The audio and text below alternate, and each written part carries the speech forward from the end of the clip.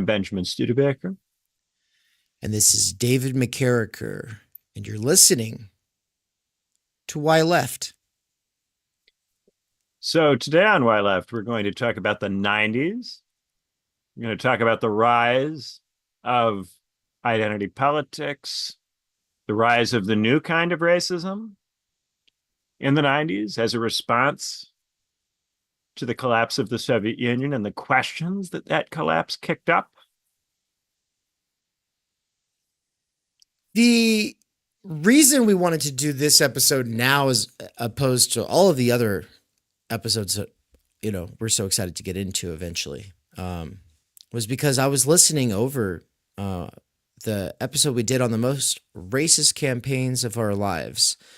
And I got to this one part where you said something, and I'm pretty sure I was multitasking when you said it, because I was like, wait a minute, I don't remember Benjamin saying that. And if you pay attention at that point in the episode, it's followed by me going, okay. And then I say something and then that's where Benjamin brings in The Land Before Time, volume 3, which, was the sort of peak of post or anti-racism in the 90s.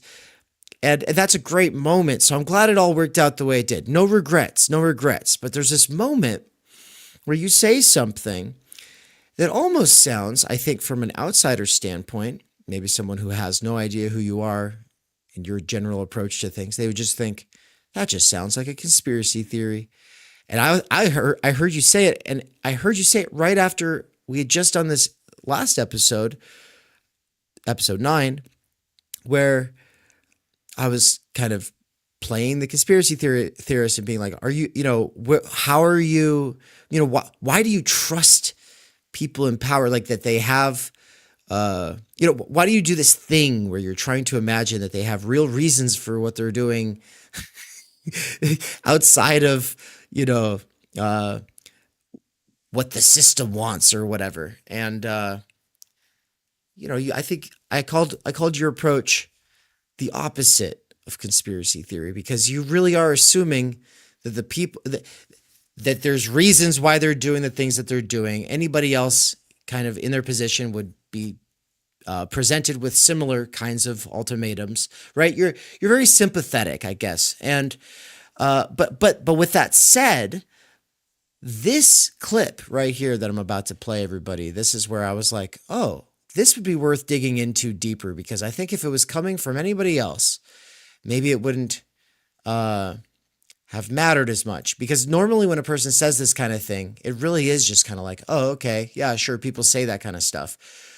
Divide and conquer, they like to divide and conquer us with this racism stuff. Everyone says that, everyone knows that. But no, this is something else. So let's go ahead and push play. We'll see if it works. Also, live chat. How's it going to the folks over here? We've got a bunch of folks. Wow. Already 28 viewers. That's fantastic. We just got started. Make sure to smash like and all the things that help show us to other people, because that's how you get in here. YouTube has to think it's worth showing to others. So thank you. We've got a lot of engagement in the chat. I can't keep up with it all right now. So Nance, I trust that you can take care of all of that business and maybe bring some stuff to our attention later. But we basically only have 2 hours today, and I really want this first hour to be condensed and on point, so I will not be engaging with the live chat until the second hour. All right, everybody, let's get into it. Here's the clip. 90s, who were concerned about what the world might look like. Gotta go slightly back. Judgments about, you're being racist. If you decide whether to hire or not hire somebody on the basis of their skin color, you're being racist. If what a person is ontologically is their skin color, if that's the most important fact about them, when you look at them, when you think about them, when you talk about them, that's racism. Mm-hmm. We all used to understand this, but there's been a dumbing down of our ability to think over the course of time. And it's come from people who were concerned by the anti-globalization movement in the 90s, who were concerned about what the world might look like after the fall of the Soviet Union, and who wanted to keep us envious of each other, jealous of each other, critical of each other, and suspicious of each other. That's it. That's the piece that I kind of sit there and I blink and then I say whatever I say. And then, it's because I was multitasking. No, but I feel like this is the sound clip that everybody needs to understand, but you can't understand it taking it at face value because it's simply an assertion. You're just saying that there were people concerned about the anti-globalization movement in the aftermath of the end of the Cold War, and so something racism. How does this go, Benjamin? What? And I kind of wanted to also use this as an opportunity for you to basically give us how you see the 90s in world history. All right. So the Soviet Union collapses. When the Soviet Union collapses, it's a big surprise to most people in theory world, right? People were not expecting the Soviet Union to collapse. They were expecting it maybe to reform, maybe to change, maybe to become more like China, but they weren't expecting it to collapse. So when it collapses, this produces a crisis in terms of our thinking about where we're going. What does this mean? You have a bunch of people who by the 1990 have been, if you're 50 years old, even if you're 60 years old in 1990, most of your adult life, active political life, has been the Cold War. So it's very difficult to think outside of that paradigm. This idea that there are two worlds, they're competing with each other, they're based on different principles or different theories, right? This way of thinking is very hard to completely abandon. And yet there is some obvious need to abandon it because the Soviet Union, the second world system, has ceased to exist. So there's this big opportunity for theorists who are able to step into this breach and make sense of the situation. Now, Francis Fukuyama, I think, has one of the most influential initial responses, which is to say that this is the end of historical struggle among ideologies. And therefore, the stakes of political struggle will be lower for the foreseeable future. And this lowering of the stakes will create a crisis of meaning. And so there will be a desire on the part of people in the future to overcome this sad time by reintroducing more meaningful kind of struggle. So there is then a need to reintroduce some kind of meaningful struggle that is nonetheless compatible with the globalization of the first world system. So the integration of all of the states, or very nearly all of the states, into the World Trade Organization, into the system of global trade anchored and defended by the United States. So this means you need political stakes that are not disruptive to global trade. And the question is, how do you understand this? Well, one way of doing it would be to come up with a way of having a cultural struggle, a cultural war, which does not imply the disintegration of globalization and the disintegration of the global trade system. So by the year 2000, in sociology, you have this theory of multiple modernities, right? Multiple modernities. So there will be a system of global trade that everyone will be part of, but nonetheless, there will be a multiplicity within that global trade system. That globalization will include pluralism and particularity within it. This is the general liberal response.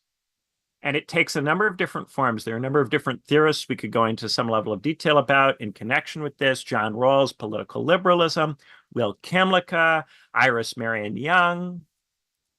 All of these theorists develop some kind of account of how we're going to have global trade, globalization, but multiple distinct peoples, groups, nations, right? So this modernity and this globalization will be pluralized through a multiplicity of nations. And then these nations will be pluralized through multiculturalism, right? Each of the nations will contain a plurality, and the world system as a whole will contain a plurality. These pluralities will include various domesticated forms of productive tension that are compatible with maintaining the system of global trade and provide a release valve for the political energy that would otherwise return in the form of new kinds of ideological struggle. For instance, without the Soviet Union around to define what socialism means, it might become possible for socialism to take on new meanings. It might become possible for socialism to be unshackled from its marriage politically to the Soviet Union and the constraints that that imposed in terms of the socialist imaginary, right? So this is a potential danger if you think that capitalism and the market system is the only way in which a world system can be structured. The possibility of socialism reinventing itself, detached from and freed from state socialism and from the Soviet Union, this is a problem and a concern. So a way of preempting this is to instead induce this political energy, these discontents, to take multicultural and multi-modern forms. So just to get this clear, you're saying Fukuyama and Rawls and kind of all of these other big contenders in terms of, we're talking liberals who they're intellectuals. They come from the era of the Cold War, but they're trying to figure out what to do now that their entire framework is kind of gone, right? And so Fukuyama comes along and says, there's going to be sad times, guys, sad times, meaning crisis, meaning crisis. We got to do something about that. People need meaningful struggle. But then, of course, it has to work with globalization. And so globalization is basically saying everybody has to get into bed with the World Trade Organization. The Soviets, they're off the map. No one has to worry about this anymore. There's no first world, second world. There's just the World Trade Organization. Get on in. Now's the time. Oh, but how are they going to come in what if they lose their cultural distinction? And no. We'll maintain difference. We'll all talk about being respectful of our difference. And so multicultural difference became the lube on the hard, long cock of globalization. Is that what you're saying? More or less. I mean, that's a bit of a vulgar way of putting it, but sure. Yeah. Well, we're on the internet, Yes, Yeah. that is what I'm saying. The WTO, of course, imposes a competitive logic that has homogenizing effects. But if you can conceal that by framing multiple cultures, multiple nations, multiple modernities as nonetheless possible underneath that unification, then people will be more tolerant of it and its effects. So you legitimate global capitalism by claiming it's compatible with difference, right? So liberalism, uniformity of commerce as the dominant structuring feature in life, right, is made compatible with some level of difference. And it's argued that this is what separates liberalism from empire, right? From other kinds of political arrangements that would involve dominating and oppressing and destroying the difference. Liberalism will make everybody participate in trade, but that will be compatible with everyone being free, because engaging in commercial activity is still meant to be an expression of freedom rather than a curtailment of it. Of course, this is a contradiction, and it's a contradiction that we've been working through for a good 30 years now, right? And in the 90s, the kind of harder edged versions of these theories were the civilizational accounts, like you would get from Sam Huntington. Right. These civilizational accounts would emphasize a need to have quite sharp religious distinctions, quite sharp cultural distinctions of the kind that could even give rise to the reemergence of multiple systems and that could ultimately pose a threat to trade, right? So Huntington has a much more what we would consider conservative version of this than, say, Fukuyama or Rawls or Kymlicka or Iris Marion Young, in the sense that Fukuyama thinks that these divisions necessarily will have to go significantly further and have the potential to be significantly more disruptive. Post 9/11, there is a period in which the Huntington theory becomes incredibly popular in the United States with national security types. Because the Huntington theory becomes a way of making sense of the conflict between the West and the Middle East. It becomes possible to think of these as distinct civilizational blocks with fundamentally different cultures, such that if you take institutions like liberal democracy that seem to work in the West and you install them in the Middle East, because of the civilizational gap, the institutions just cannot produce the same results. And so this initially, becomes a basis for saying a couple of different things, right? Huntington's theory, on the one hand, suggests that there will be a greater separation among the spheres, that the civilizational spheres will be competitive, and that there will be wars between and among the spheres. So on the one hand, it's suggestive that something like a war on terror will happen, or could be a permanent, long-lasting state of affairs and have a civilizational character to it, right? At the same time, there's also a suggestion that nation building is not the right way to prosecute that conflict, because nation building fails to take into account civilizational difference. So the Huntington theory both explains why you would have a war on terror and why the Iraq war is an improper way of doing it, right? So it allows you to have a critique of the Iraq war within the framework of an endorsement of the war on terror and a struggle between the West and the rest. And if you look at the contemporary right, especially the European right, which is very concerned about migration from the Middle East, they have more or less this kind of Huntington view. They view the West as in a civilizational struggle with the Middle East, and they're concerned about migrants from the Middle East potentially undermining some notion of the West.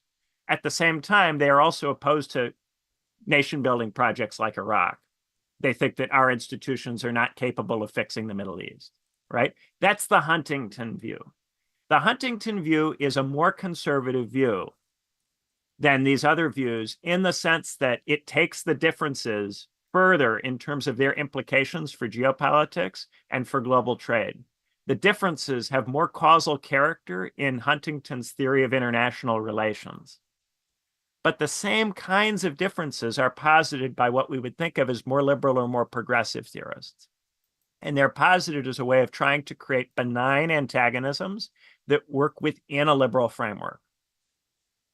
So you can have a liberal pluralism, a pluralism which is constrained by its being liberal, which very often just means by its being compatible with capitalism and the WTO. But of course, there will be an effort to spell it out in such a way that it feels more substantive than that it's a commitment to, say, democracy, or to equality before the law, or participation. There are all these different liberal values that are invoked to suggest it's not just about submission to the WTO, because liberalism also has these other values that it defends or extends. Liberal democracy has other positive goals apart from the WTO and the expansion of commercial activity, right?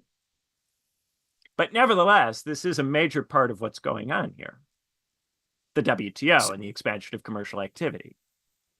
And this is something that was very much in the consciousness in the 90s. It was very obvious to people in the 90s that the fall of the second system means a global capitalism, which has never existed before.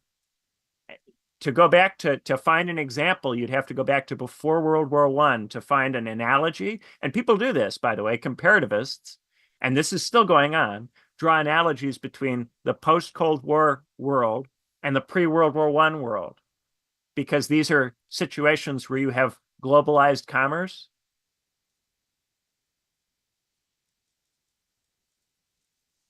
So when people are making these comparisons, the first thing I'm thinking about is the fact that the U.S., just legitimating or justifying its foreign policy, including invasions, under the header of democracy. And I'm thinking that goes back to the beginning of the 20th century, right? But you're saying that this takes on an entirely new character in the aftermath of the Cold War. In a way, the original Bush project of trying to liberalize and democratize the Middle East was an older kind of idea, right? The Bush Project is if you just give democratic institutions to people in the Middle East, they're just like us. They're not different from us. They will be able to get the same benefits from those institutions which anyone else would get. Cold War liberal institutionalism works on the premise that if you build liberal institutions in places, those institutions allow for the same forms of behavior.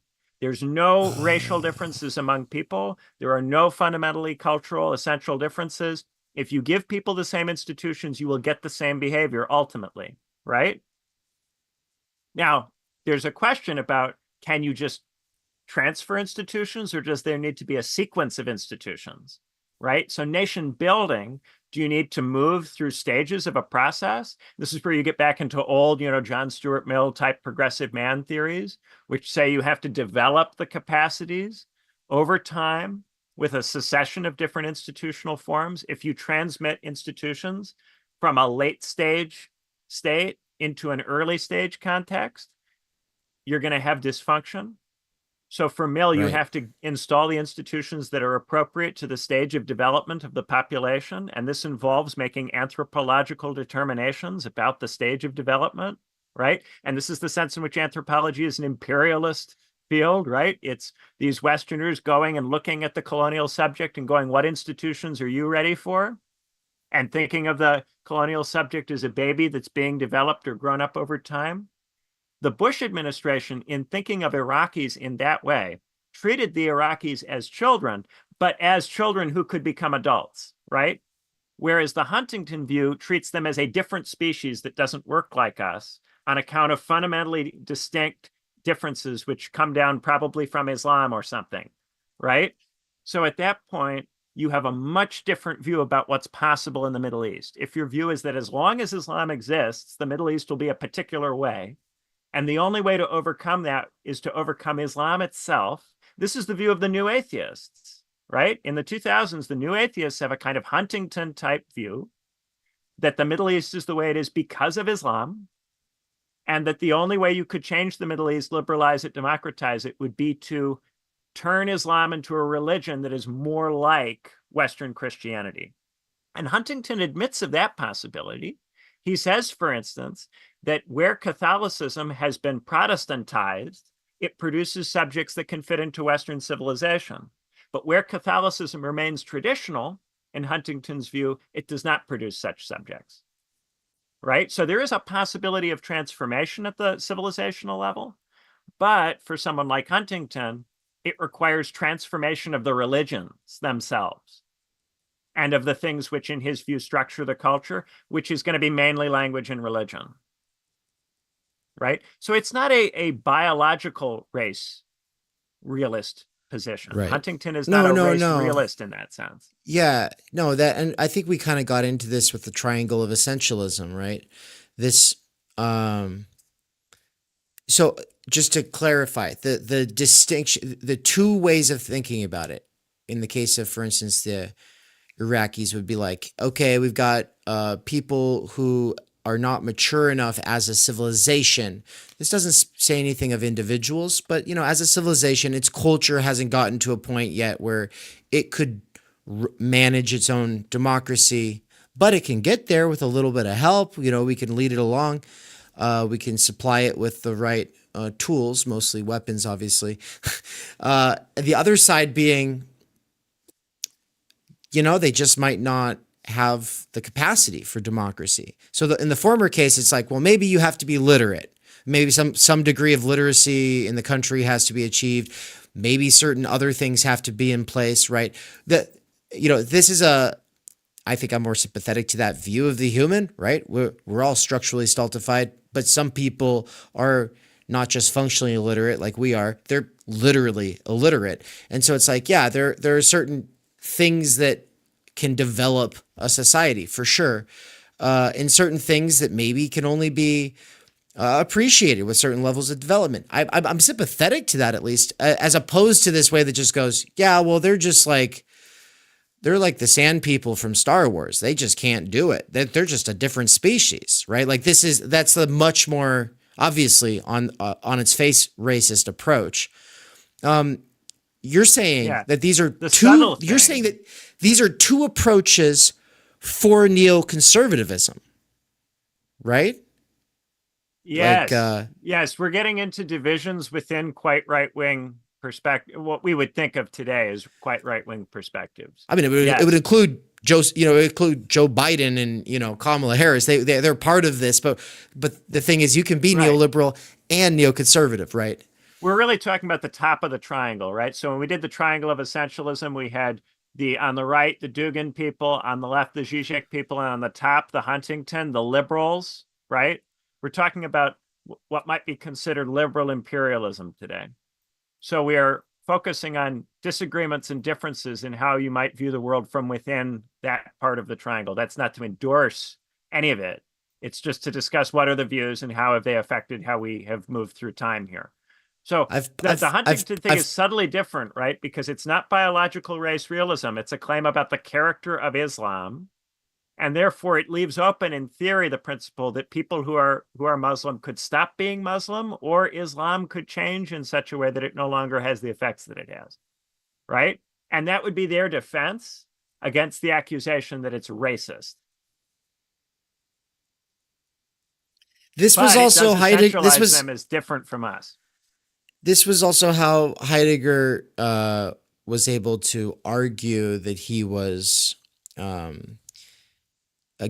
arguing against the anti-Semites, right? Like he was able, during his denazification trials, he was on trial for like 3 months after World War II. They were like, oh, so you were a Nazi, you were an outspoken supporter of the Nazi regime, you had a huge position within the party as the rector of Freiburg University.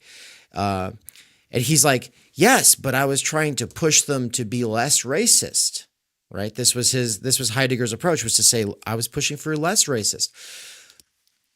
What he means is that he was against the biological essentialism, the biological reductionism. He was saying, look, the racial differences are not genetic. What he was trying to say, and this is like, he wouldn't have said this during the denazification trials or whatever, but what he is getting at is a kind of what we would call psychocultural essentialism, Yes. right? Or a spiritual essentialism in a Hegelian sense. Right. And this is something which we also see among progressives. We also see among the progressive liberal theorists of this 100%. Period. Yes. Right.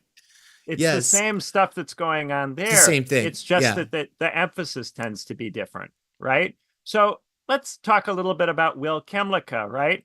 Will Kymlicka argues that there are certain national minorities that exist ontologically within the liberal democratic nation states. There's criteria that he gives for these minority nations. They have to be present at the founding of the state. They have to have a prior history of self-government before the formation of the state. They have to have a common culture, a common language, and they have to have some institutions through which they govern themselves. If they possess all of these things, he argues that they should be treated as ontologically distinct and therefore accorded various kinds of rights as a minority people within the framework of the state, right? And if the state doesn't do this, if it makes an effort to assimilate them or treat them as equals politically, it is attacking their culture and attacking them as a minority people. So this is so what this does Will is it freezes. Kymlicka. Yeah, Will Kymlicka. This is somebody that everybody who studies contemporary political philosophy will have heard of, but very few people outside the academy know about Will Kymlicka. He's a very, very major name, right? A lot of the stuff to do with indigeneity is downstream from Kymlicka, right? And Kymlicka is one of these theorists from the 90s who gets going, right? A similar kind of thing. Iris Marion Young argues that within liberal societies, there are groups that have a common way of life that is separate and distinct from a national way of life, right? But this common way of life has to be respected, right? And what the groups share in common is mutual respect. they mutually respect each other's ways of life, and they don't interfere. And this is the sense in which they remain committed to a kind of liberalism. Right? Similar thing with Rawls in political liberalism.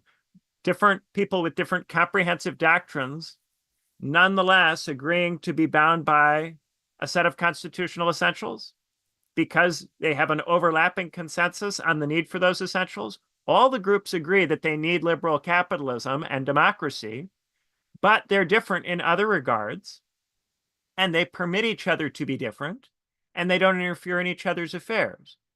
So from the point of view of these theories, the problem with, say, conservatives in the United States, religious conservatives, is that they are not willing to allow these different groups to have their own ways of life.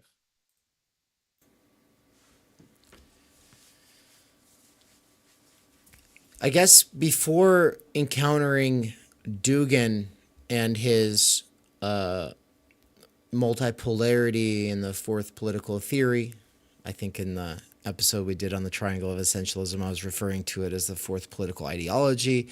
He calls it the fourth political theory. It's a worthy slip on my part, though, considering the fact that there is no difference for him between philosophy, theory, and ideology. They're all the same thing for him.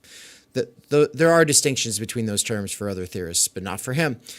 But my point is that before encountering him, I'd only really heard arguments in defense of this sort of, there's a common culture and a language and life uniting a people on a specific part of, piece of land. Like, I'd mostly heard that kind of argument coming from the post-colonial studies or post-colonial theory or the cultural studies departments of, universities, which is where, most of the SJW cringe reels are filmed, I think. As far as like if you're looking for very reactive, sort of angry, like, we're not liberal because we'll shut you down and we won't talk to people, like that kind of stuff on campuses often will come from like these spaces that are from the outside I'd initially thought would have been very if not tolerant, very inclusive of a lot of different kinds of approaches, right? And that's, for me, part of the weird thing there is that the United States is made up of many distinct cultures, like that you can track across time. Like it doesn't fit within the state lines. There are cultural areas, and that there are certain things that have remained true in those areas about certain kinds of voting patterns, certain kinds of, That's also the premise of J.D. Vance's book, and it's part of why it was welcomed by liberals when it came out. Hillbilly Elegy argues that there are a bunch of different groups in the United States, and the groups are different because they come from different parts of Europe, came at different moments in U.S. history, and that this has made them culturally distinct, and that these essential differences continue to this day, and that the way that you can explain the poverty of Middle America, or Appalachia more specifically, is that for him it's Scots-Irish. And therefore, because it's Scots-Irish, it carries a set of resentments and grudges which cause it to not innovate and to not try to improve its circumstances, and to fail to adopt a kind of bootstrapping ideology, which he thinks is necessary. That view might sound very conservative, but it was completely fetid by liberals who grew up on Kymlicka, Iris Marion Young, John Rawls, David Miller. All of these theorists argue for essentially distinct peoples. And so you're saying that groups and part of me, I was thinking, there's a hypocrisy in this sort of post-colonial multicultural approach for not respecting the fact that rural America conservatism is its own sort of culture, and like trying to see a way forward where, yeah, you can have a plurality of different religions and sects within those religions, and basically pluralism. Yeah, like it seemed to me hypocritical that the post-colonial people were not trying to think of a way forward that would be like that, but then they were instead being like, no, this country is white. It's got whiteness going on. It's a disease. We need to combat that. Right. See, so it's homogenizing the whole thing. Yeah. You're saying though that there's like this other level to it. Not only are they perhaps not as multicultural or multipolarity as we would have thought, but also that the right wing, through guys like J.D. Vance becoming legitimated somehow with liberals, have brought in that other side of the argument, which would be, hey, yes, we are a culturally distinct group. Right. So now we've got basically the left and the right are both arguing, no, culturally distinct groups. We just have to figure out how to manage them. Right. That's why on the triangle of essentialism, you have Huntington at the top, and then identitarianism pokes out and liberal nationalism pokes out. Because while these positions are different in terms of how they're left-right coded, they are also part of a continuum of views which take on all of this stuff. Now, some of the stuff you were referencing to do with settler colonialism came along a little later. A lot of the settler colonialism lit is from the 2000s, specifically the late 2000s.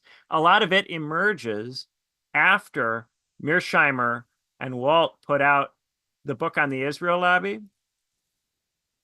And that book is accused of being anti-Semitic. This happens in the mid-2000s, right?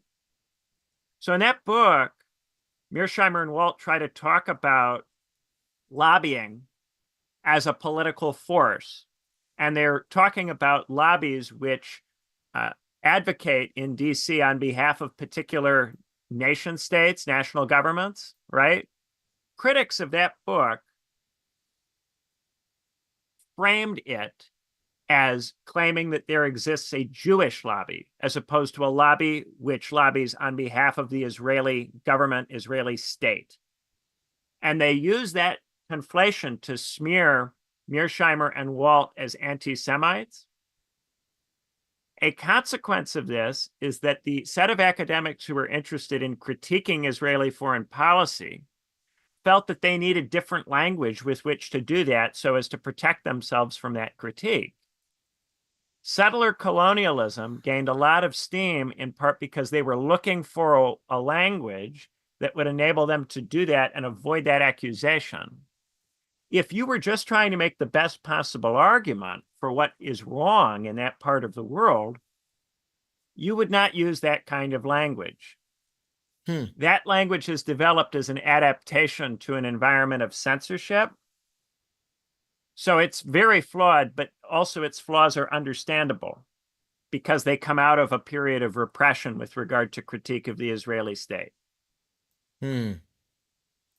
So when everybody started saying read Settlers in 2020 after the end of the Bernie campaign there and the kickoff of the George Floyd protests and the sort of critical mass of BLM, this read Settlers meme was something that had been as like a sort of path paved by what you're talking about here, Mearsheimer, Israel lobby, reaction to them getting called anti-Semitic. So there needed a new approach. But I mean, the book Settlers goes back to, the early 90s. I'm pretty sure, like 92 or something like that off the top of my head. But I also, obviously, W.E.B. Du Bois and then Frantz Fanon, they are absolutely crucial in this sort of post-colonial discourse. I think that these people, they get referenced, but they're not talking about settlers. See, this is what I wanted to hone in on. To me, it's just like all one big blob. I'd like you to maybe, if you can, give it some contours and show me it's not all just one thing. Because I think that, especially with Fanon and then Said, right? So we have from the Wretched of the Earth to Orientalism into later you've got Spivak and Homi K. Baba. these are the post-colonial people. They're often talking about difference and hybridity and double consciousness, and old class categories don't work here because we're not thinking about cultural difference. And this is kind of the milieu I think of when I think of like, oh, genocide is when someone's culture changes, or when white people start to wear native headdresses or something like that. And it's like to me, it's just all one big blob. How would you Yeah, this is different track stuff. this? Yeah. Yeah. So and another thing to bear in mind about Israel-Palestine is that part of the reason the settler language is caught on is that after the Gazan settlements were evacuated, there was this huge explosion of settlement in the West Bank. So it was also in reaction to this settlement, which, if you look at the numbers of settlers in the West Bank, grew enormously during this period. And the Obama administration was trying to discourage the settlement, but it was never able to back that up in such a way that the settlement was, in point of fact, discouraged. So a lot of the discussion of settlers occurs against that backdrop. In terms of Fanon, this is occurring at a very different stage. So when he's writing, you still have colonial empires that are in the process of coming apart. And as they're coming apart, one of the major concerns that many people living in the soon-to-be former colonial empires have is that when the Western Europeans go, they will end up with governments that are not any different from those they had before, but are just led by different people with different skin colors, right? This has been really lost. People have had a very difficult time reading Fanon. And you know that they're having a difficult time reading him because they have missed a huge amount of what's going on in his texts. His concern, and it's a concern Gandhi had, it's a concern that many of these theorists had, is that you would replace the bourgeoisie from the core with a peripheral bourgeoisie that would run these states in such a way that they would continue to perform the same economic role in the world system and that they would have the same internal structure. So a lot of what Fanon is worried about is the urbanization of Africa into these centralized states with metropole, Western-style capitals, little baby metropoles that concentrate all of the education and wealth, and which turn the rural hinterland into a periphery from which you can extract for the benefit of a small number of people living in a big city. And for him, he draws an analogy between the colonial states and France itself. For him, this occurs in France. Paris is a metropole, and then it extracts and exploits the French hinterland. And while the French hinterland has been made richer by the French colonial empire, it's still in this position of extraction. The pre-colonial lifestyle in Africa, the pre-colonial way of life, was much less urbanized and therefore much less centralized. So for someone like Fanon, to overcome the European state as a form requires overcoming the centralizing, the having a capital city, and the reducing the hinterland to an exploitation zone for the educated people who live in the capital. So there's a need either to get rid of cities, to weaken cities, to overcome the nation state as a form. Fanon is a Pan-Africanist. Fanon is interested in creating a different kind of revolutionary state, which is not identical to the European nation state, isn't structured the way the European nation state is structured, right? Now, this is not for the purposes of just returning to a pre-colonial mode. It's because Fanon understands perfectly well that they're not going to and don't want to return to some kind of primitive accumulation. What he's thinking about is how can a modern African polity be constructed, which is not European in the sense of heavily centralized around an educated professional class metropole.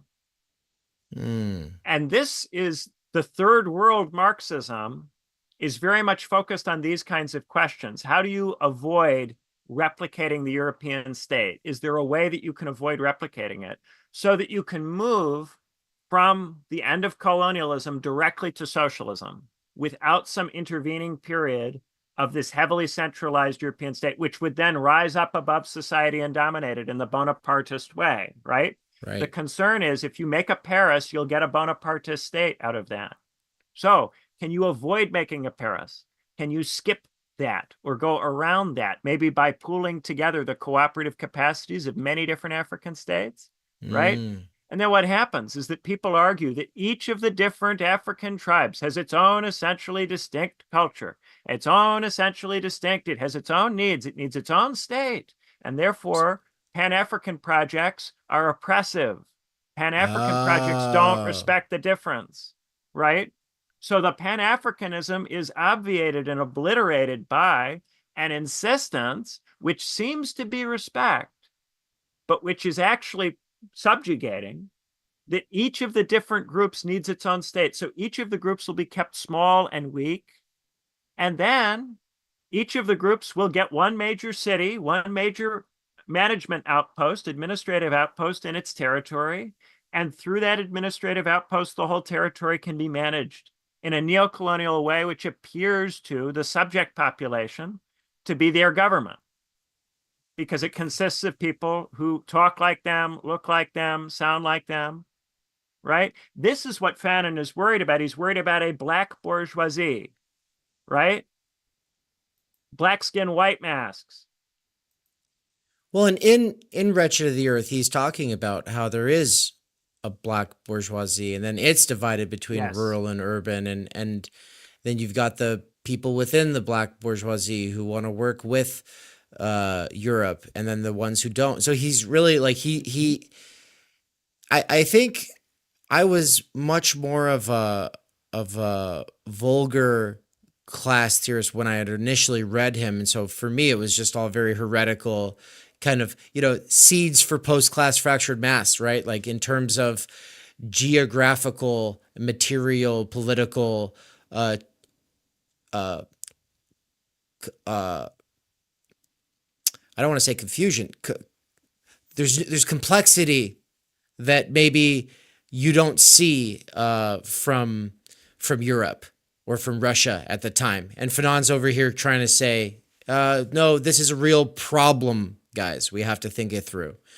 Yeah. And to, And a lot of the major issues in third worldism are anticipated by these kinds of writers, right? mm, What happens when you try to make the United Arab Republic? What happens when you try to build a Pan-African state? It gets disrupted. Things are done to prevent it from forming, right? Ostensibly, Africans are allowed and Arabs are allowed to construct whatever kinds of states they want, ostensibly, except when they actually try to do it.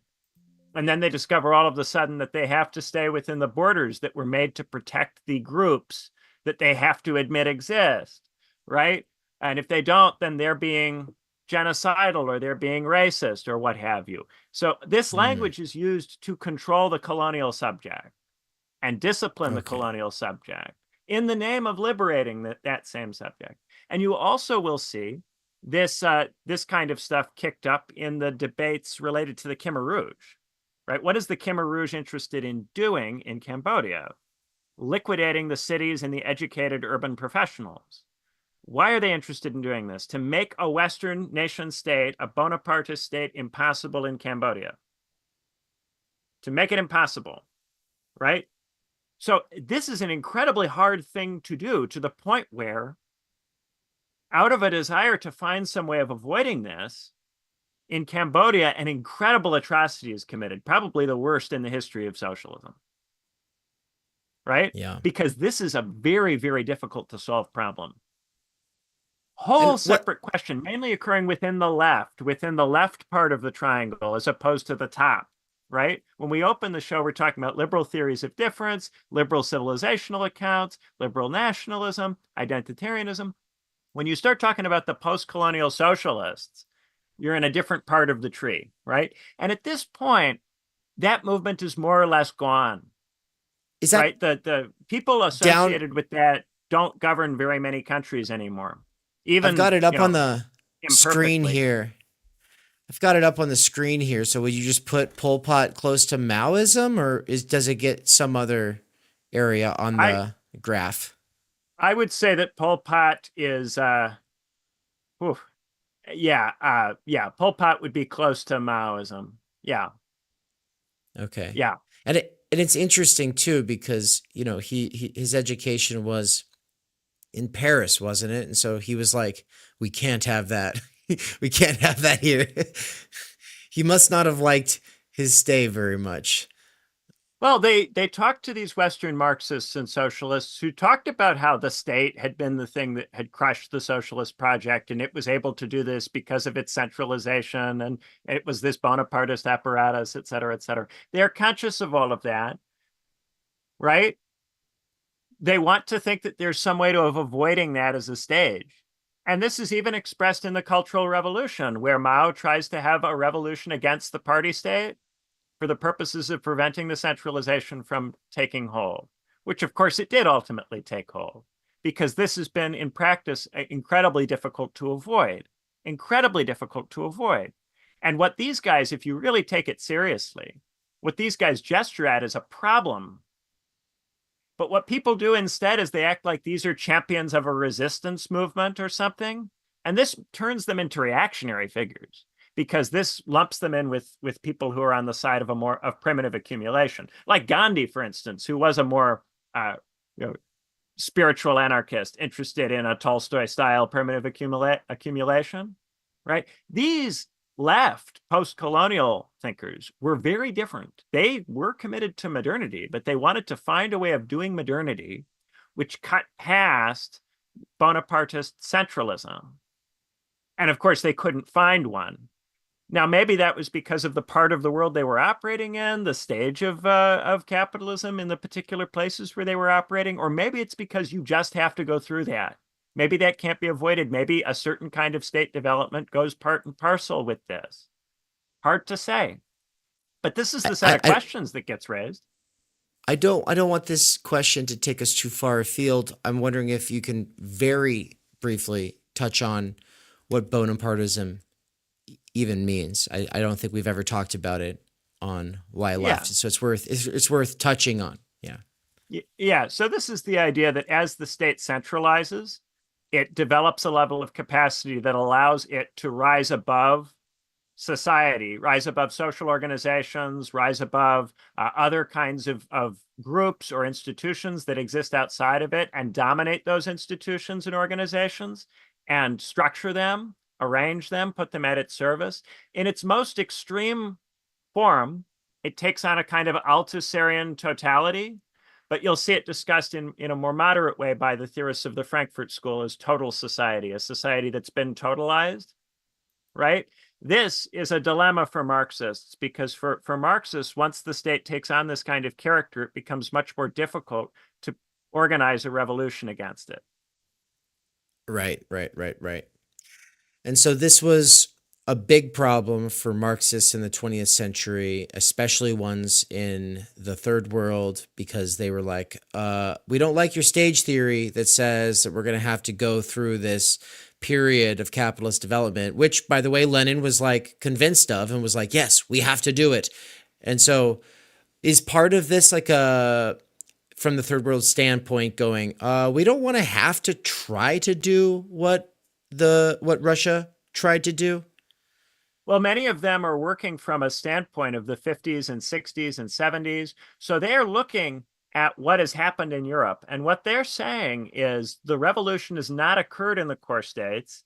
And perhaps the reason it hasn't occurred is this feature. Perhaps that feature has disabled the revolutionary potential of the core states such that it falls to us to do it. But therefore, if we replicate the institutions that exist in the core states, we will simply reproduce the same incapacity. And therefore, we have to find a way to avoid replicating those institutions. But they couldn't find a way. They didn't. They failed. And now there are very few of them left. You know, Gaddafi was one of the last ones. He was very much for building a united Arab Republic and tried several times to do it. Oof.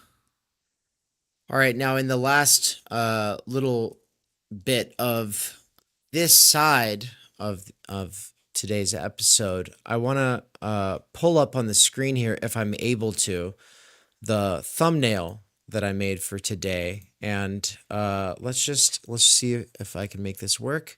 Let's everybody please be patient. It's going to take one moment. Let's see, something like that, and then make it so you can see it. Boom. And then make it so that before we move into this, I just want to point out on the triangle of essentialism, PRCism is distinguished from Maoism for this reason.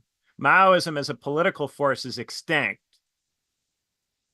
It's available to you as a costume, but in practice, if you're on the side of the PRC, you're committed to the party state, which is something Mao himself was not fully committed to.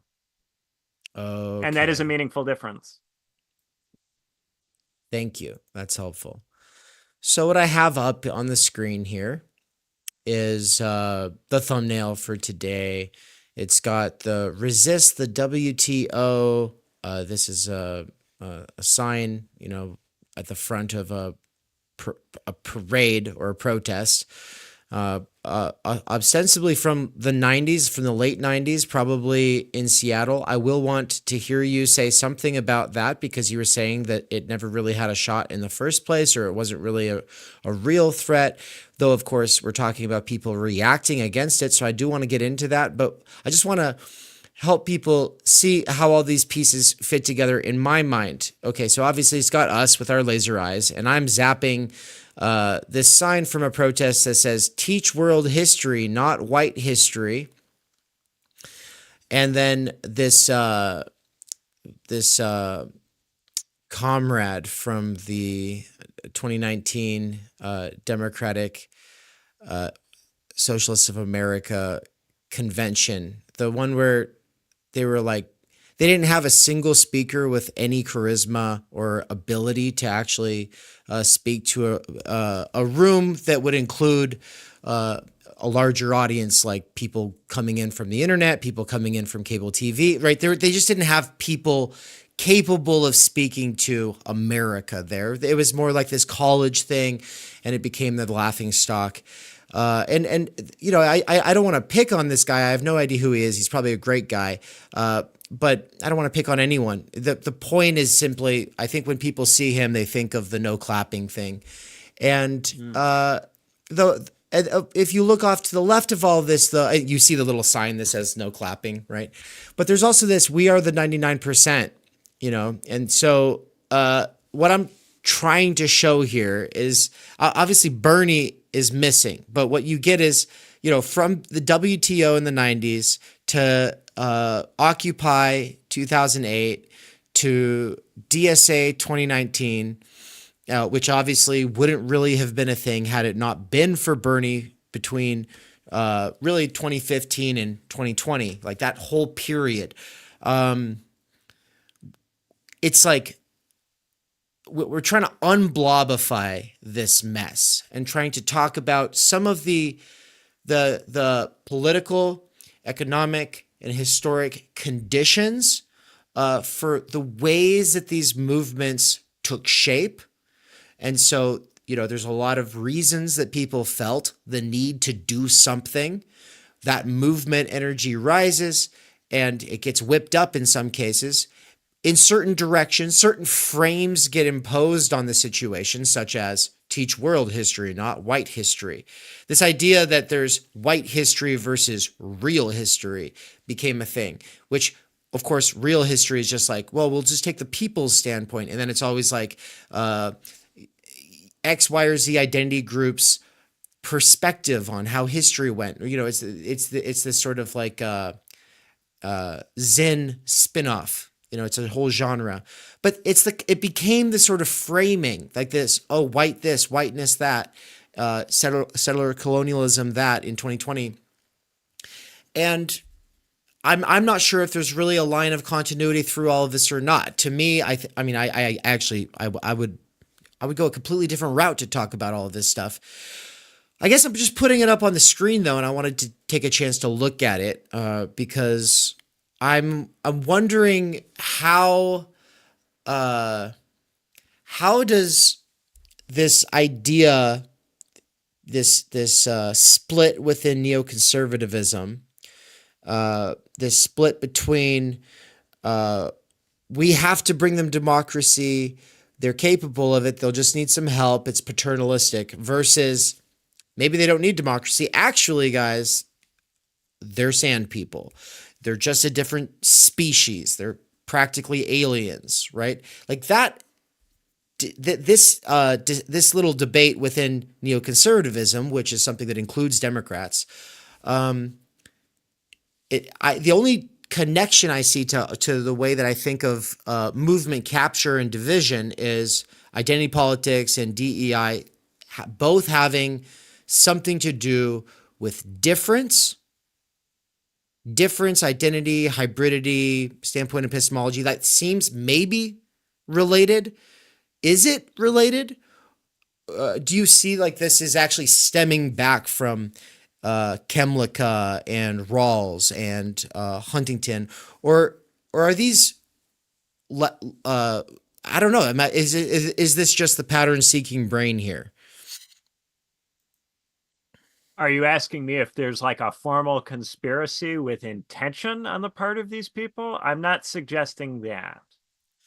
Well, because What the I'm initial, suggesting the is that there was a initial, need. There was a need, and the market fills that need, right? When we're talking about theory, we are talking about a market. There are material conditions under which theory is produced, and there are certain conditions under which particular theories are attractive, right? What makes the theories attractive in many cases is that they allow something that is happening to be legitimated, right? So what those liberal theories do, which reify and essentialize, is they allow something that's happening to be legitimated, right?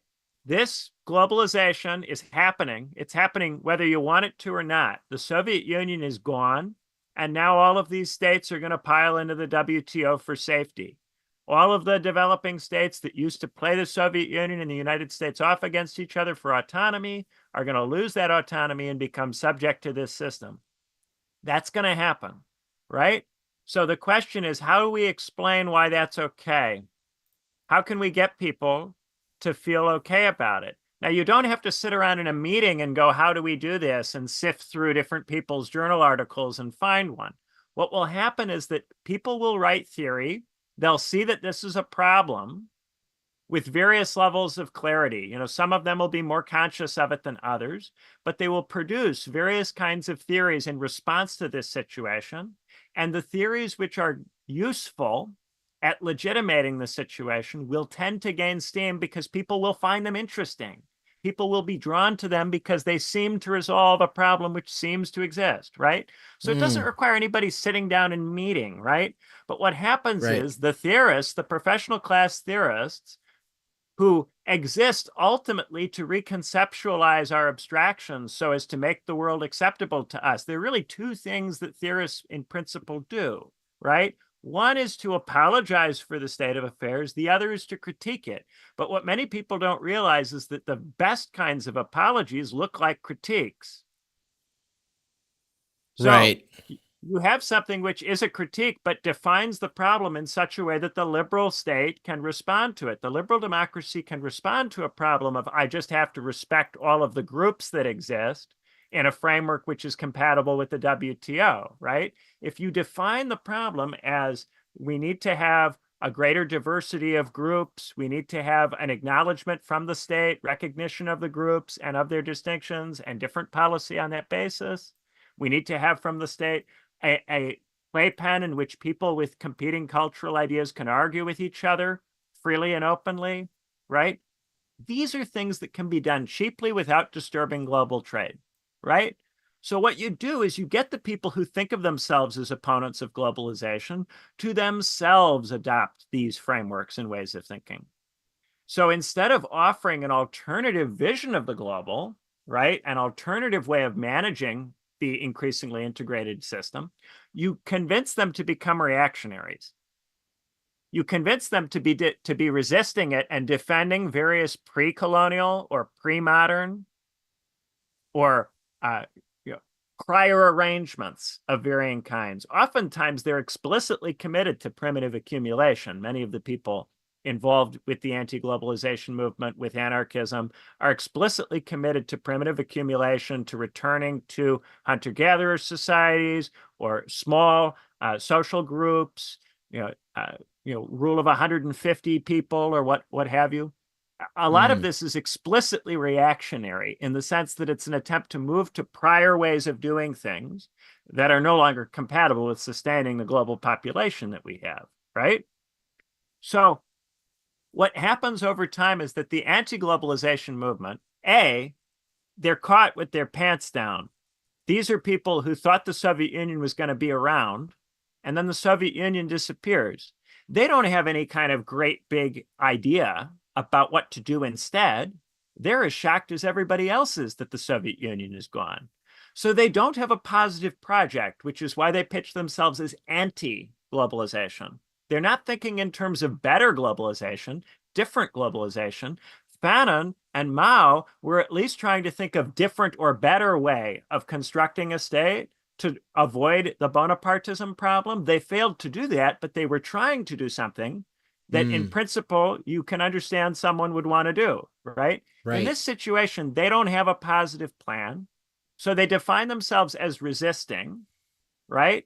And then because they're trying to resist something global, this makes them very, very ripe for particularist narratives that fetishize and essentialize differences.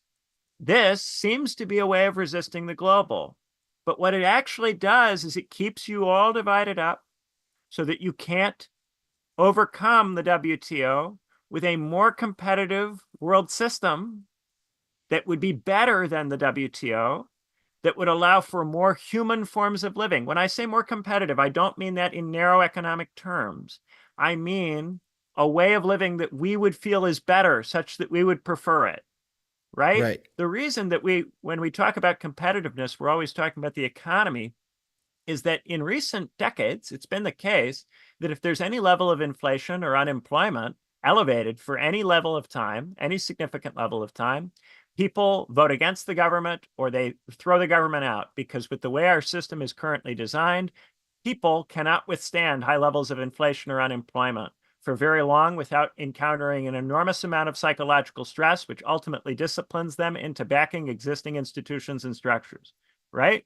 So if you want a different kind of system, you need a system which protects people from those conditions or from the consequences of those conditions. If you're thinking very radically, why not have a system in which unemployment is not a category in which we would have to worry about because things are taken care of in some other way, right?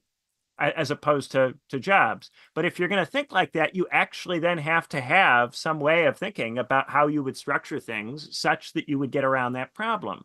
And if you don't have any of this, and if none of this has arisen out of our contemporary society, our society has not produced any conditions under which any of this can sprout, what that means is that we're at a moment in history when objectively the WTO is going to prevail and all of the states are going to become part of the WTO. There isn't enough resources economically, ideationally, to offer any other kind of political model in the 90s. So what is going to happen if the Soviet Union collapses all of a sudden is that all the states are going to pile into the system that is most capable of protecting them from inflation and unemployment, which will in that moment be the American system. And people can rail against this, they cannot like it, but until you come up with a different way of organizing the world that protects people from these conditions more effectively, they will default to preferring this system. The American system does not survive by being perfect or even by being good. It survives by being better than the things we make.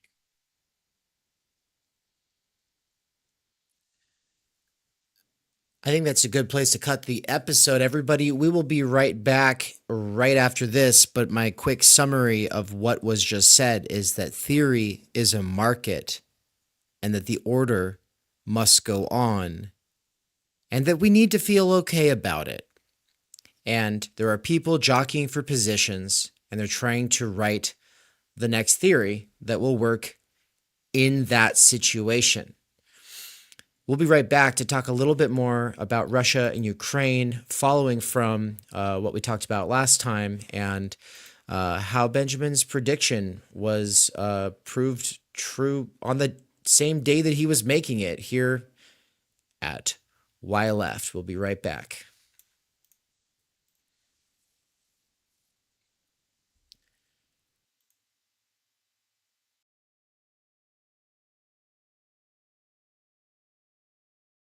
What you are about to hear is a short DIY ad made by the Theory Underground crew, just to remind you of the best way to keep up with and support this kind of content. If you're still listening to this, then the chances are you're enjoying it, which means you would maybe like other stuff that Theory Underground publishes. So make sure that you've subscribed and that you click the little bell. It turns out only 40% of people who subscribe click the little bell. But I think that at least 20% of the rest of y'all just don't realize how much pushing the bell really makes a difference, especially considering the fact that at TU, we tend to put stuff out without warning. You know, there's no schedule. This is coming from the space of my freedom. I just do this stuff when I can, and I don't want to live by a schedule because I'm sorry, I've got other things that are supposedly more important. All right. Well, with that said, there's also liking and commenting and subscribing. It obviously makes a difference. If you're one of those people who considers yourself a sort of recluse, well, then maybe don't worry about the commenting, but you can at least click the like button. It does make a difference. Also, if you're listening to this on the podcast, please leave us a favorable review on your favorite platform. Thank you. Thanks for listening. And Hi, we Benjamin are. Studebaker. Oh no! Yeah, hold on one sec. Sorry, and we're back. Yeah, we're gonna Okay. say a couple things really quick here. Folks in the live stream side, Nancy's gonna send us an update here in a second, and it'll be played out over stream. But with that, yeah, I'm gonna go ahead and hit the record button in 3, 2. Hi, I'm Benjamin Studebaker. This is David McCarricker. You're listening to Why Left. So today on Why Left, we're going to revisit what's going on in Ukraine. There's been some news that Dave's going to share. Yeah. And I think this is a developing story. It's been a developing story, obviously, for quite some time. It's one that I've more or less kind of stayed back from in a sort of sense. I've seen people saying things, and that's my favorite way to do things, is kind of just like stay off to the side of the spectacle, see the things that people are saying, be a sort of Baudrillardian cynic, and then when I have the time, sit down with Benjamin and be like, okay, so what do you think? What's going on? And then that's not because Benjamin's ideas are my ideas. They are, for as long as I am a Studebakerian, which is for at least the next month. but you know, I'm trying to see things your way, Benjamin, because you've spent a lot more time working through these things. And so, you know, I think a lot of people agree with me. A lot of people are here for that reason. I am, in that sense, doing my utmost to represent the sort of pedestrian. People are saying things. What do you think about that, Benjamin? Position. I think that's a position that's important. And there's no better one for me to play this role with than this one right here, which is the Russia-Ukraine issue. It's one that I don't really know how to address it. And so I want to start with a tweet from Doug Lane, our mutual friend here, regular of the show. Oh, yeah, let's see what Doug's thinking about. Yeah, let's pull it up. Here we go. He said, Rogan is correct here. And then this is somebody else retweeting a clip from Rogan, but I'm just going to go ahead and click play. First of all, I don't know this guy, which probably reveals a stunning lack in my cultural knowledge. So I don't know which guest or episode this clip is from. Go ahead and let us know in the chat, folks, if you know, but let's go. People. I don't know. I just feel safer knowing, like... Pull this microphone with you first. I feel safer knowing that Trump is in office. I do too. I feel great about it. Like, I just like... What I don't feel safer is right now they're launching missiles into Russia. Yeah. how are you allowed to do that when you're on the way out? Like, the people don't want you to be there anymore. This should be like some sort of a pause for like significant actions that could potentially start World War III. Maybe that would be a good thing that we would like to avoid from a dying former president. Mm-hmm. It's the whole thing is nuts. I mean, look, I don't know shit about politics. Zelensky says Putin is terrified. Fuck you, man. Fuck you people. You fucking people are about to start World War III. Yeah, it's crazy. Russia fired a missile today. I feel Yeah, like they fired an intercontinental ballistic missile for the first time ever. It's the first time one of those has ever been used. that's insanity. It's fucking insanity because those intercontinental ballistic missiles can have nukes on them. This one didn't, but if it does, the whole world changes. And it changes because of the military-industrial complex, and it changes because of the money that's going to Ukraine, and it changes because the outgoing president or whoever the fuck is actually running the country has decided to do something fucking insane. Yeah, that's fucking outrageous, insane. And we're all sitting there watching it, and people are cheering it on. And then the other part, before I turn it over to you, Benjamin, is that in the comment section of our last episode, which was episode 9, David Packman and Sam Cedar lose tons of subscribers because they're out of touch, ? Clickbait. And down in the comment section, Riddledon 2 days ago says, not sure exactly when this was recorded, but Ben called the ICBM, non-nuclear obs, launch from Russia perfectly.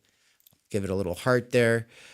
In fact, I think I found out about this because of people saying stuff like that in the comment section. There were a couple other people being like, you called it, man. Maybe you could refresh our memory on why you were predicting that missile launch. And then we could tie this back. Do you feel safer with Trump right now? Well, I think that there is some question why it is that the Biden administration thinks that it can use long-range missiles to target, and these long-range missiles require, I believe, Americans to be involved in their use, but to target military targets in Russia, deep in Russian territory. It's something which strikes people, I think, like Rogan here, quite reasonably as a possibly insane thing that could start World War III. Yet there must be some reason, I argued last time, that they think they can do this. The Biden administration does not consist of people who are fundamentally different from the people who made these kinds of decisions in the Cold War. Many of them are old Biden people who have been around a long time. There's some reason why they think they can do this. And I threw out a couple possibilities. Maybe they have internal communications from within the Kremlin that make them think that there's some reason that the nuclear deterrent won't be used. Maybe they have technical information that makes them think that the deterrent doesn't work, that there may be operational issues. And I said, well, if you're Putin, one of the things you might do is you might demonstrate that your deterrent works, not by firing a nuclear warhead, but by firing one of your ICBMs with a conventional warhead attached. That would show that your ICBM can launch, and it can fly through the air, and it can get through a missile defense, and it can hit something and blow it up. And so I guess that happened. It did, right? Yeah. Yeah. Where did it strike? Well, I didn't hear exactly where it struck. To be honest with you, I haven't Okay. read into the details on that at this stage. But I think it's significant that that would be done anywhere. You know, it doesn't really matter where, because it's not a nuclear warhead. It's a conventional missile. The main thing for them is to demonstrate that their ICBMs can launch. So at least that's not the issue. It's not that the Americans are under the impression that the Russian ICBMs don't work, can't launch. There must be some other reason why they think they can do this. What is that reason? I don't know.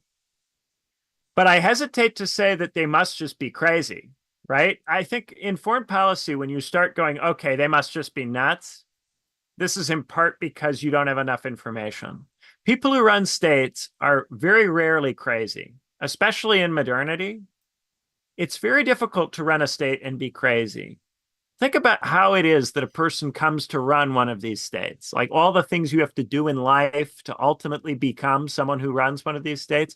You have to make a lot of calculations. You have to think a lot about a lot of different situations in a pretty detailed way.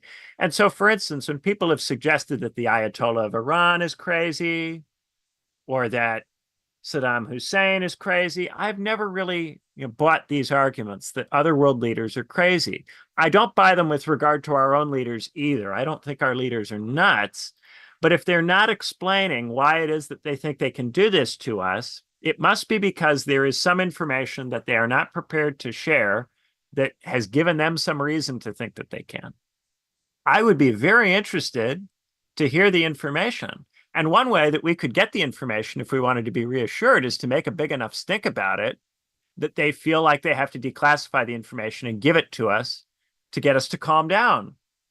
If we're sufficiently stressed out about it, eventually there will be public reasons there will be good reasons of public need to make the information public. But also, why would they not make it public? They would not make it public because perhaps to make it public would expose a surveillance operation and compromise it. That would be the reason to not make it public. And so we would have to be pretty upset before they would compromise an effective surveillance operation that's giving them very good intelligence on Kremlin decision-making on a day-to-day basis. They must have something like that to be so confident that nuclear weapons will not be used. They must have access, more or less, to the day-to-day conversation within the Kremlin. There must be an enormous amount of information that is coming out of Moscow for them to feel confident in doing stuff like this. Now that they've done the test, and we know it's not a technical problem, this means their information in the Kremlin is very good. So when someone like Zelensky says that he's scared, the reason that he would be scared is not the long-range missiles attacking the military facilities in Russia. The reason, if he is scared, that he would be scared is that this strongly suggests that the Kremlin is bugged to hell, that there are leaks all over the place in there. That's what it suggests. Yeah. Now, as far as who do I feel safer with, coin toss, I don't really think that it makes much difference either way. Because if we have that kind of information, when Trump comes in, he'll get all of the same information. Right. And probably with the same information, someone like Marco Rubio, who's the current Secretary of State, well, he's not the current, he's the nominee who is likely to be the current Secretary of State in that situation. Excuse me. He's pretty likely to have the same view of all of this as the Biden administration. I think a lot of people in the Trump administration will, if they have access to the same information Biden has, think about it in the same way. Right. And folks, if you're just popping in on this and you didn't listen to episode 9, never mind its clickbaity title. The real title should be Benjamin goes deep into the reasons why he's not too worried about Armageddon right now. Like and basically that being, they've got information we don't have. They must be very certain that Putin's not going to shoot nukes at us. And so, we just have to assume Unless you operate from the premise that these people are crazy. What's more reasonable? That they have information we don't have, or that they're nuts? I think a lot of people are way too ready to believe that the people that they disagree with, or whose motives they don't necessarily understand, they're way too ready to believe that those people are crazy. The only way to make sense of what Biden is doing, if he doesn't know anything, is to say that he's a nutcase. Right. And that the people around him are nutcases because he's achieved a level of, and it's an easy thing to say, but I don't think it's true. It's too less easy. of an, it's easier to say that Sleepy Joe is asleep at the wheel and other people are running the thing. And the cheap version of that, I see conservatives say, oh, it's Jill, she's doing it. And I think that's insane and ridiculous. Even if there are other people running the thing, why would they be crazy? That's what I'm getting at. You need someone else to be crazy, right?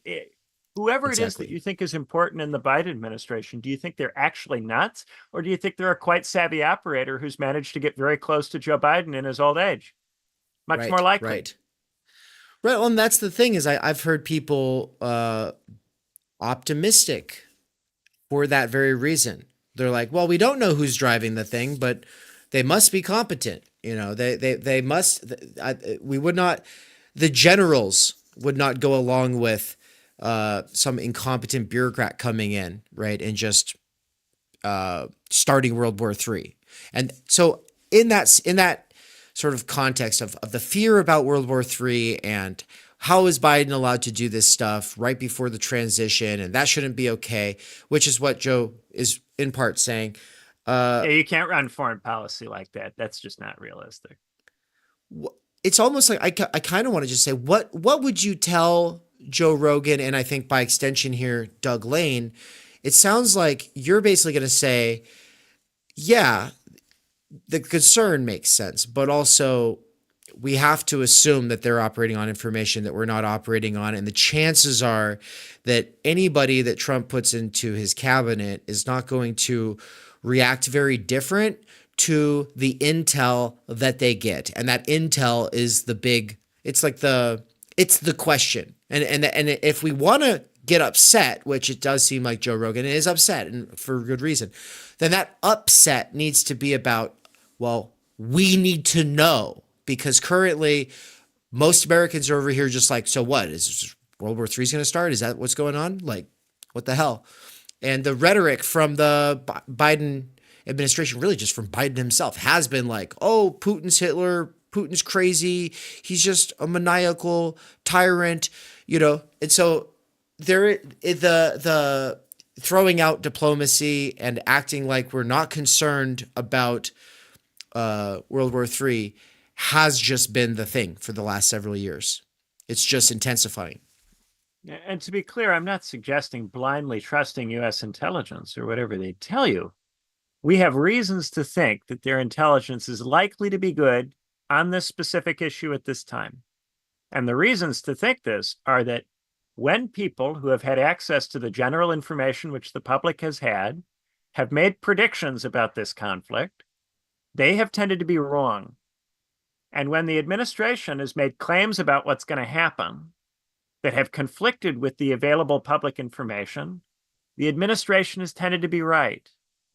When that happens repeatedly across time, you have good reason to think that the government has an information advantage over you.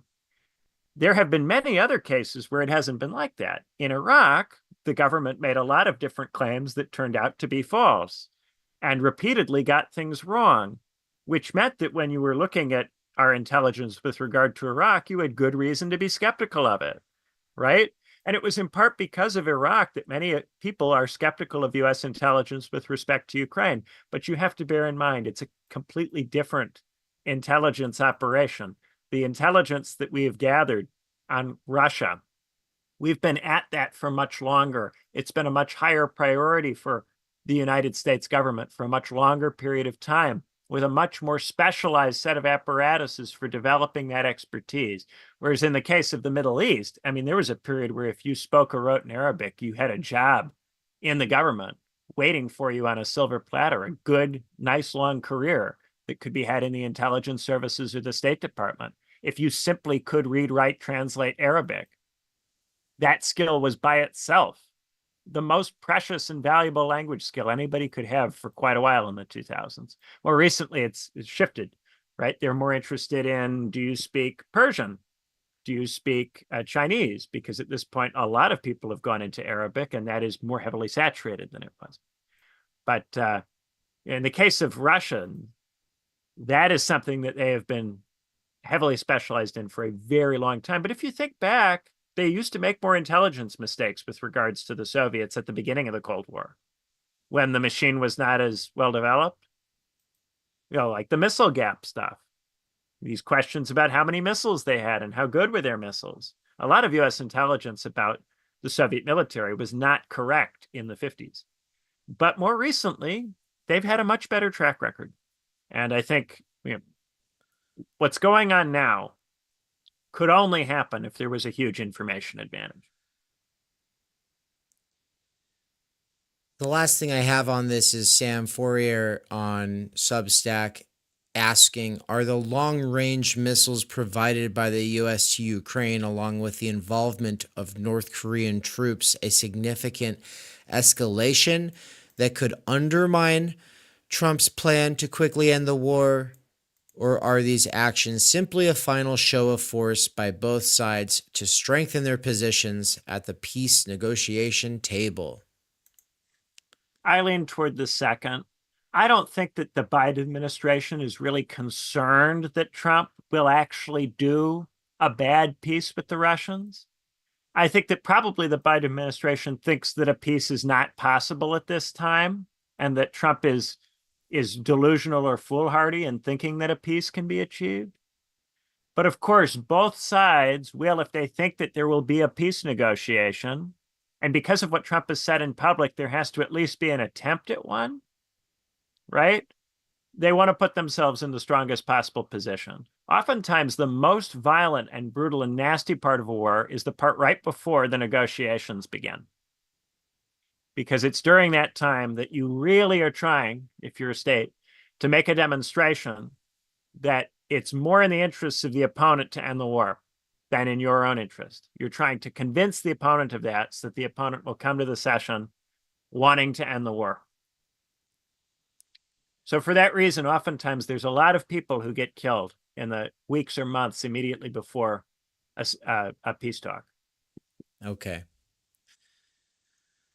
Well, there you go. There you have it, folks.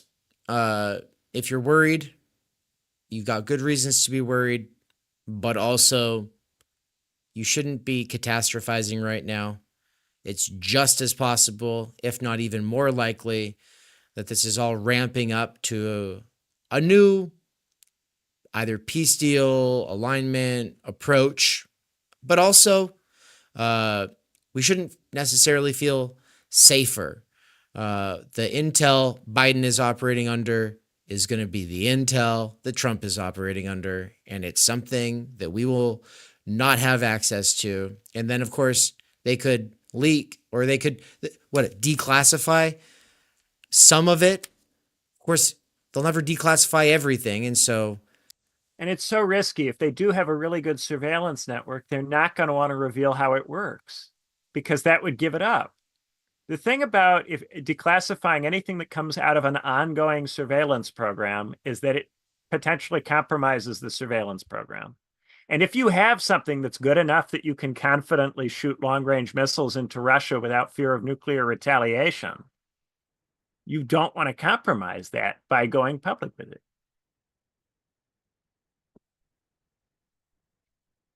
I understand why people are concerned about it. You don't have enough information to be confident in what is going on.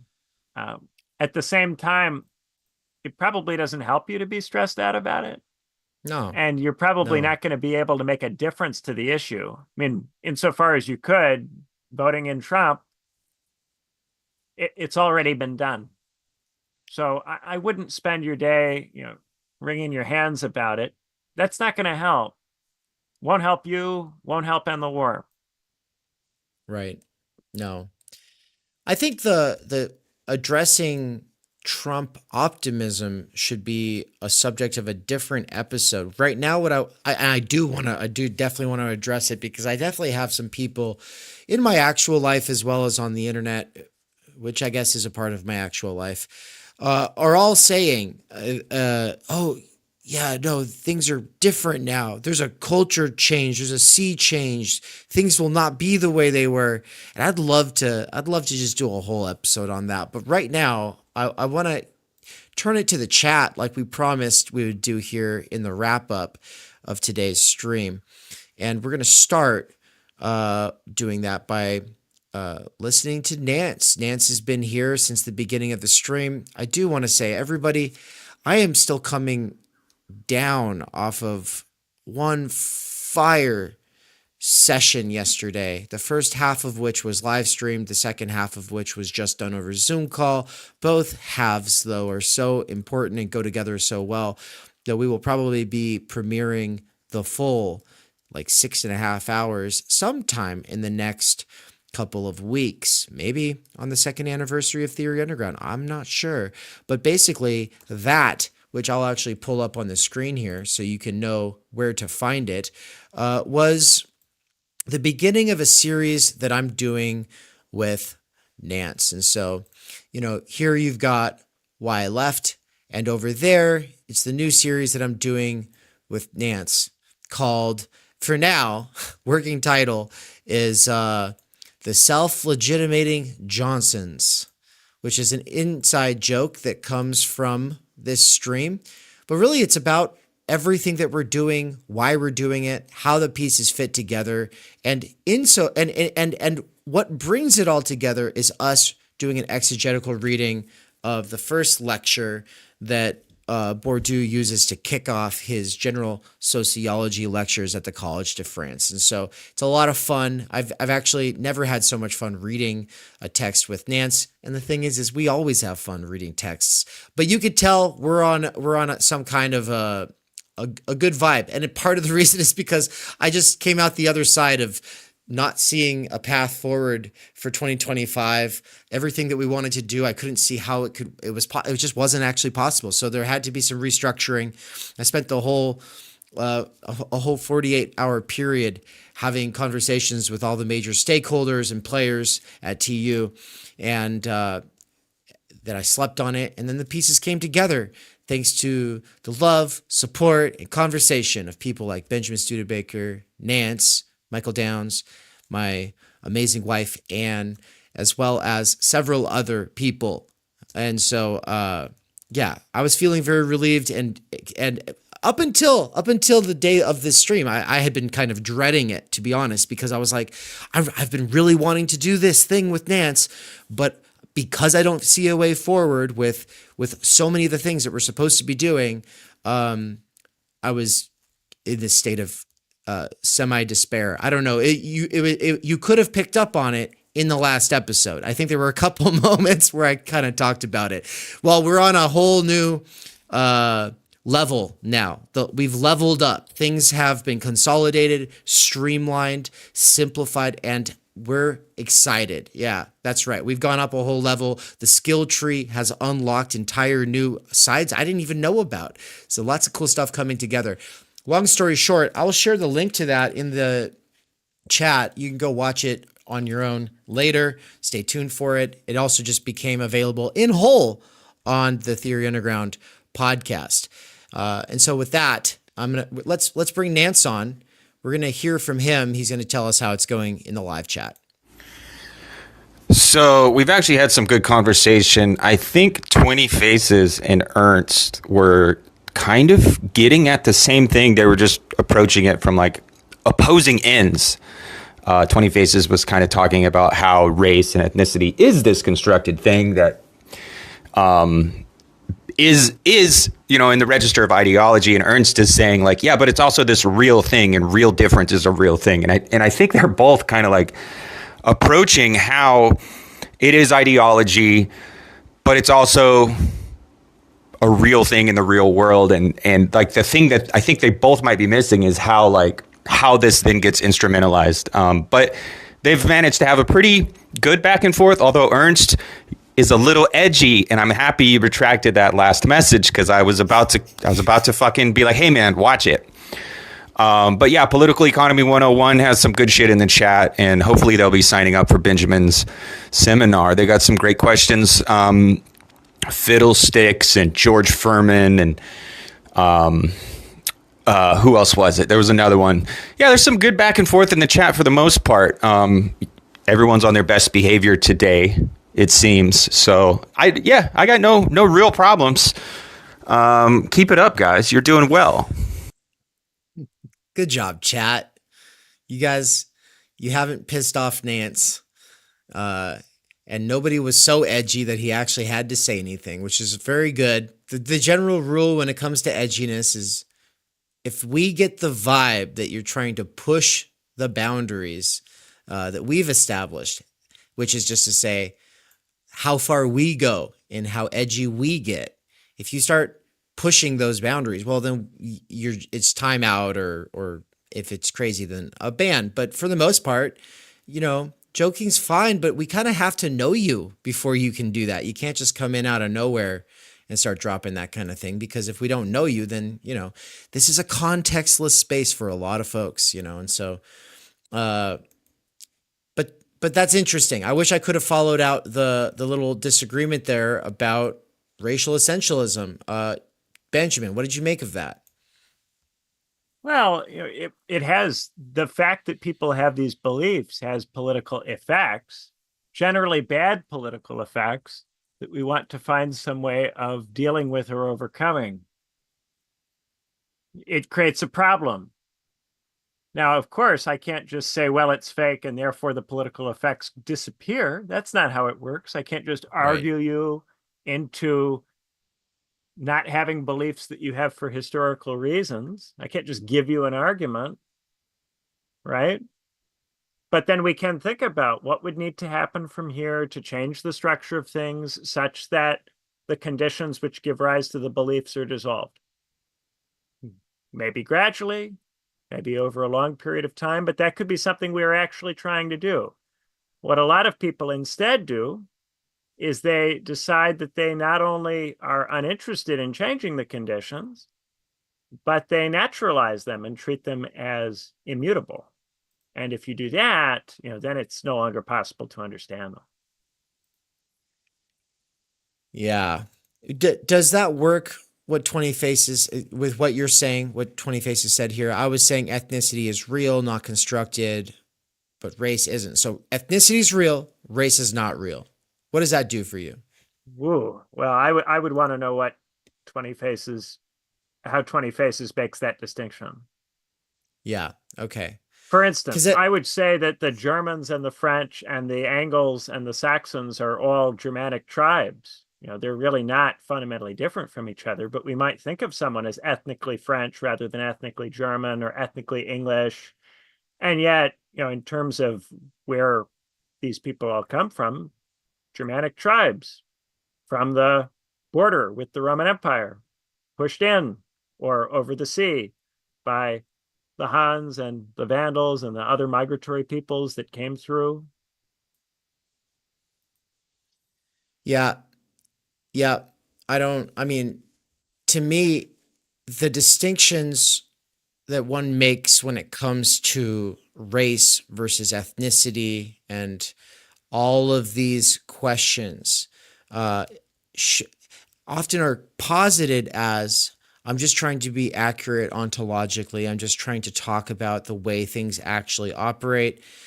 And for me, I'm like, yeah, except everyone's descriptions are motivated by some kind of a goal. And so I'm always just curious, like, what is the goal of the distinction? What are you trying to maintain and what are you trying to safeguard against? Does it help to use the terms in the ways that they're being used? You know, this is the most important question. Words can be used in a lot of different ways. So sometimes it's not going to be clear to me what you are trying to do by using a term a particular way. And I could just presume that I know and make assumptions for the purposes of giving a pat answer on the air, but that wouldn't be fair to you. You might have different intentions from those I might quickly ascribe for the purposes of giving a pat answer on the air. Last thing I want to address from the chat, just from my quick little glance at it. So Lena's saying, no leftists? What is this? And then Burhane says, you guys aren't leftists? And this is all reactions to me having said no leftists allowed. And the reason I said no leftists allowed is because I'm a funny guy. Look at me. I can joke. But Dave, there's no irony on the internet anymore. You can't make jokes on the internet anymore. It's not allowed. I think See, we I'm should being ironic about that. You, of course, are allowed to make jokes on the internet. We should be able to have at least a couple leftists. But people will misunderstand you. They will. I know they will. Benjamin, you have to come to terms with it's the internet, misrecognitions just cooked into it, especially with the stream is itself a rotating door. You get a new person every 30 seconds. See, so much of what I am in terms of online is based on this willingness to try to be precise anyway, despite the flattening conditions of the internet. I fight the know. medium continuously. It's amazing. Yeah. Which is Yeah. great because, you know, it's a nice little, it balances things out here because I'm quite content with people thinking I'm all of the worst things in the world. In fact, I think it's good for people to assume I am all of the worst things, because then people go, oh, wow, look at these amazing people who are willing to have a conversation with the worst guy ever. Right? And that's awesome. Like, Benjamin Studebaker's not just a great guy. He's a great guy willing to have a conversation with the worst guy ever. That's amazing. But no, there's the misrecognition. I just want to actually address it, you know, on our way out here, just to say, the only reason I made the joke, no leftists allowed, is because we had people using the royal we and hitching it to this master signifier of leftism. And of course, that's part of where this podcast comes about, is me calling Benjamin out for having done the exact same thing, being like, well, it kind of in reference to the left. And, you know, it's all fair. It's a good, I don't want to say it's a good habit. It's a habit. It's definitely a popular habit. And I even, I think maybe even 2 years ago when I was writing Moratorium and I was really like going through this, we must suspend not just the master signifier, but like reassess the actual territory, which means actually recalibrate our goals themselves. A classless society might not actually be the goal, and the dictatorship of the proletariat might not actually be the means. Like all of these things, I'm reassessing. And in reassessing those, I want to just say, no, I'm not a leftist. No. And also, I don't know that we have the legitimacy or claim on it to speak with authority about what is actually the left, considering the fact that the overwhelming mass majority of people on this planet, not just Americans, but definitely Americans, and they matter actually, have a definite idea of what left means. And I want to disassociate from it, because it means that people, from that standpoint, you have to be against a person who is pro-life. And if you think you have to be against a person who's pro-life, if you think you cannot work with a person who is pro-life for large-scale structural change, or if you think that the person who could bring that large-scale structural change and the group that they'd be working with doesn't have to speak to people who might have a different metaphysics or epistemology or value prioritization, I don't want to have anything to do with it then. If you don't think, so for me, it's like this minoritarian niche, push the lefter, progressive liberal, leftist, fusionist approach is one that would have 90% of humanity just cut out of the picture, right? Right. Like that's too many a priori exclusions. Thank you. And I appreciate you, drawing attention to this issue. I thought it was a sharp point when you made it originally. And the triangle of essentialism is in part an attempt to respond to it and to try to offer a schema for this that maybe we can work with. You know, a heuristic, as all such schemas are, a simplification, but something that is maybe a little bit more complicated and might allow us to get into some of the details a bit. Yeah, no, I love that we keep bringing it back. I've got it up on the screen again above our heads here in view. For anybody who didn't know about it, you can always go read Benjamin's Substack piece on this or watch our whole episode on it. I guess one of the closing thoughts, I had this earlier when you were talking about the triangle of essentialism and these different positions within neoconservatism. Oh, they're just like that versus, oh, they're like that, but they could be different with some paternalistic support, right? That split. I wanted to say, do you see Haas's position represented within that split? Well, I would be inclined to put Haas more in the territory at the south end of the triangle of essentialism, down in the Stalinism, Maoism, PRCism area. Mm-hmm. I think that's perhaps his zone. Sometimes he seems to have a more essentialized framework that you might call Duganite. But actually, in listening to him talk, he didn't seem to me to be purely Duganite in his thinking. I heard enough to think that perhaps, he does have some more, some more robustly leftish ideas operating here.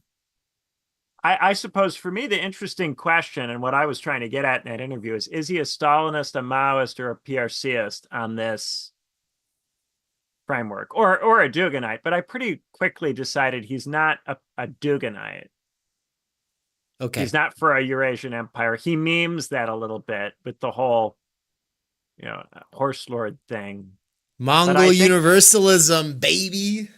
Yeah, but I think he's probably south of that, down at the very base there with the Stalinists, Maoists, and PRCists. I think he would have more in common with maybe even Fanon than some of the other people we've been talking about.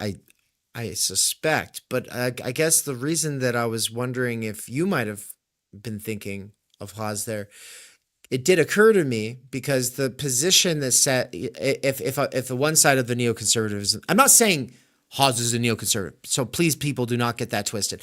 No, I'm saying that aspect of the one side in that debate within neoconservatism that says, no, they're just like that. That is the way that they are.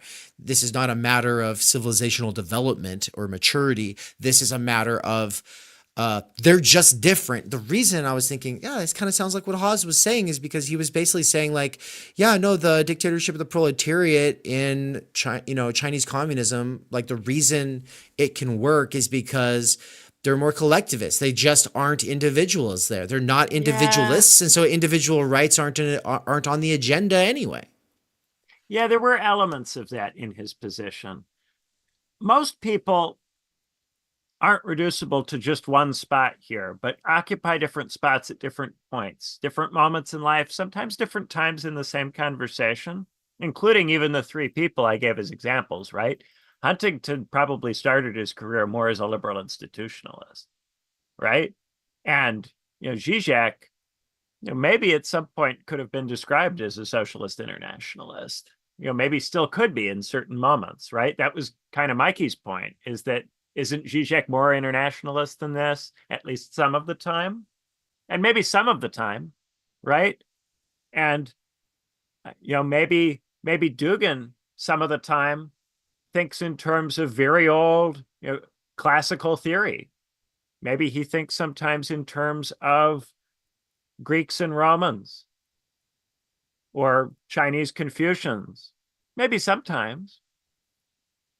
But what I'm noticing in all of those three is a tendency, especially in their later work or more recent public output, to make these essentializing distinctions.